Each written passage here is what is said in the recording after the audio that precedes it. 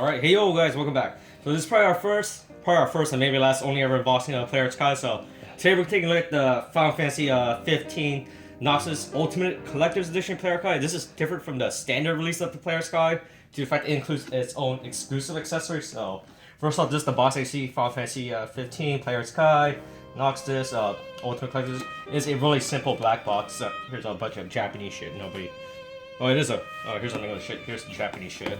So it is legitimately a simple black box. So here's a comparison to Pronto that was released as part of the Pronto Player's Guide. You see this slightly little bit taller and everything, and it's not like standard Player's Guide where they now have to do the open door box shape thing and then have the thing.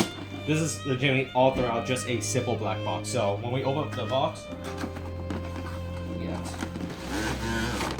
this is just the content. You get the plastic tray, you get Noctis, you get the Noctis figure, and you get the Player's Guide stand. Alright, so now here we have the Noctis figure. He stands at around 10.5, I believe. Alright, just like he's around the same size as the Prompto Player's Guide. So let's take a look at the articulation. So we have he has like, he can move his head slightly. So and he has a ratchet joints, like all Square Enix parts. So elbow joint right there. So like his arm just moves up and down. There's literally not a lot of flexibility. There's a ball joint for his hand, so he's able to he can move his hands around, swivel that shit. So he has a full range motion of hands. Problem is that he doesn't. Oh wait, no, he does. It's really enclosed, so you can swing or move his hand 360, move it up and down. Same thing with both sides of the hand. Not swivel joint. The ball joint, I believe, is the correct term for his hands. He has little chest articulation. So he has a joint up here and a joint down here. So to move up and down. So he has a waist joint that goes up and down. He has little to no upper torso articulation. So legs, ratchet joint right there on both sides of the legs. So he could almost do a split. So then knee joint right there, so you could kick a soccer ball, fully kick a soccer ball. Then a ball, no, that's not a ball, just a joint on his legs, and he has no toe articulation like other figures. So in terms of details, this figure, as you can see, it's actually pretty nice. You do have details on the shirt. You have the stupid little beads, I guess, the pearl die-cast, whatever, on his shirt. His pants are detailed. He has the details on all of his belts on his arm, details on his pants. Really, so the figure is primarily black, and he has a matte black for his shoes. Then on the back is, we said, detail, and then you have a little skull on his. He has a little skull tramp stamp on his ass. Some more pockets for belts, and then also these things do move. His I guess the bottom part of his jacket. Hair is primarily matte black like his shoes, and this is his face is pretty good. A little like all figure, he's motionless like in the game. So he stands. He's totally in character. He's completely in character. All right, so now we're gonna move on to accessories. So in terms of accessories, he comes with two accessories and 4 arms. So the first we have oh, hold on, he's on the wrong side. So first on his left arm, you have an open hand. These are just like open fists. They're just used for stylized making spear. Then we have a holding hand. So this is used to either hold his engine blade or his spear. I don't remember. I think this is the Gale Dorog, or Gale to Road of Diablo, or whatever the fuck it's called.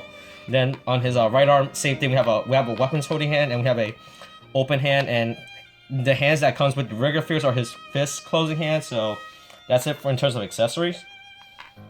Alright, so here's Noctis holding both of the weapons, the engine sword and the Gale to El Diablo spear.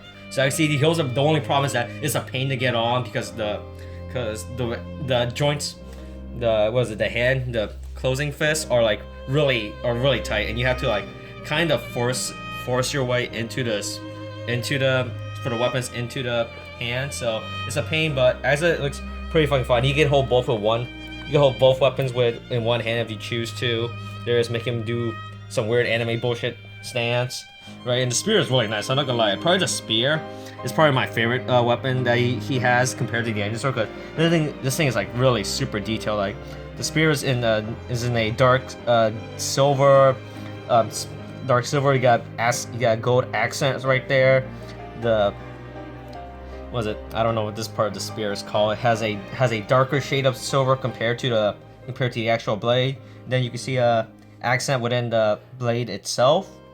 Then the blue crest is color in. There's a nice bronze right there. Bronze at the base of the spear. Then with the engine sword has a little indent going on along the blade, and then the blade is in a nice silver color. Sword is pretty well designed. Is pretty good color in. Got a little blue to represent the engine. There's gold compared for the engine part. The blade itself is primarily silver. Handle is black and with gold accent at the top and bottom that matches the engine part of the sword. So it's pretty good. I really like that. And also something I noticed, like with all players' credit, you now use a similar ball joint. So what you can do is you can get rid of this arm, right? And then you have the other member.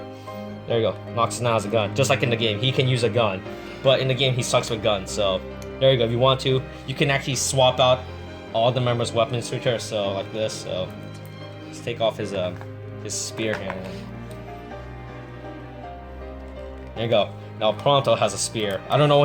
He's never probably gonna use a spear in the actual game, but he now has a spear. So there you go. If you want to, you can display. So you can switch out between all the members. Actually, no, he's Noctis. There you go. Now Pronto has both a spear and a sword. There you go. Yeah. So all of the hands are interchangeable. Weapons, accessory. You have the other. If you have the other. Well, he fell. This skimp. So you have the other player's Kai of the other members of the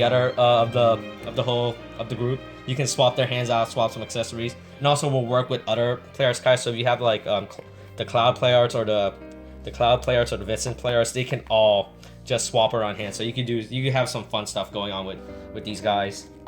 And so yeah, that's pretty much it for the. All right, so let's take this shit. All right, so back to Noctis. So as you can see, so Noctis is pretty not a bad figure. The only difference between him and the standard release, I say, is just the spear. Because in the standard release, you get a standard generic sword you get that people uses, while the ultimate collector just gets this really nice spear, which is it worth it? It's a spear. It's pretty nice, but you know what? It's iffy if you just get it just for the spear.